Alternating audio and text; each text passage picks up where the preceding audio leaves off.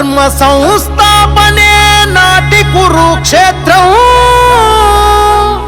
ఆంధ్రప్రదేశ్ రక్షణే నేడు మనకు లక్ష్యం.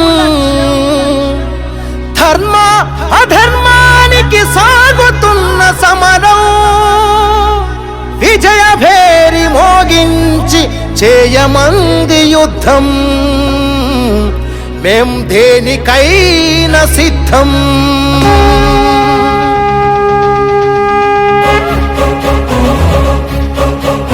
ఎవ్వరెన్ని చెప్పినా, ఎందరు కలిసొచ్చినా, కుట్రలెన్ని పన్నినా, కుతంత్రాలు చేసినా, బల బల బల బల బల బల చల్.